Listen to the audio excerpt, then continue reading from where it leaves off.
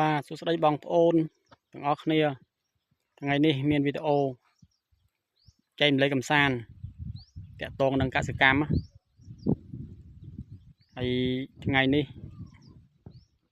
វាត្រូវនឹងថ្ងៃទី9 ខែ 8 អញ្ចឹងហើយមកឡើងមកមើលពោតមួយសាឃើញថាពោតល្អពោតដីយើងភ្ជួរបានស្អាតហើយយើងដាំពូជ48អញ្ចឹងយើងបាញ់ថ្នាំអត់ខ្វល់ពីស្មៅប៉ុណ្ណាក៏ងាប់អស់ដែរឥឡូវបាញ់នៅសល់ស្មៅសល់តែពោតយើងមើលទៅឃើញថាល្អប៉ុន្តែក្នុងចិត្តមួយដែលក្តុកក្តួលអណយអធមសម្រាប់អ្នកដែលធ្វើពោតនៅជើងភ្នំលើបងប្អូនមើលឃើញមើលអត់ឃើញទេនោះមួយខ្ញុំស៊ូមអីមើលអីនៅមើលឃើញដីរៀងក្រហមហ្នឹងគេកំពុងតែធ្វើពោតនៅលើភ្នំបងប្អូនហើយដើរពីក្រោមទៅលើទម្រាំទៅដល់កន្លែងដាំពោតគឺចំណាយពេលស្មើនឹង20 នាទីឡើងឈប់2 ដងហ្នឹងទៅប៉ុន្តែថតយើងមើលថតទៀបទេប៉ុន្តែភ្នំនេះខ្ពស់បងប្អូនកម្ពស់ប្រហែលអាចចូល200 ម៉ែត្រជាងហ្នឹងហើយចោតខ្លាំងណាស់អញ្ចឹងយើងគិតមកវិញយើងគិតថាហេតុតែអត់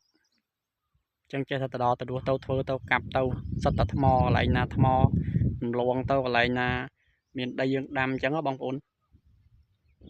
កាន់តែយើងនេះយើងដីវាលប៉ុណ្ណឹងហឹងយើងនៅពិបាកកន្លែងណាថ្មកន្លែងណាអីយើងចោលចោលតម្រាំតែពួកគាត់ដែលអត់មានដីនៅក្រោមគាត់ទៅកាប់ឆ្កាឲ្យលើដើម្បីធ្វើអាស្រ័យផលនេះឃើញថាវេទនាមែនតើអញ្ចឹងយើងមកមើលពោតទាំងអស់គ្នាវិញបាទអានេះខ្ញុំបាញ់ថ្នាំស្មៅរួចប្រហែល10 ថ្ងៃអញ្ចឹងយើងមកចុះដើរមើលឃើញថា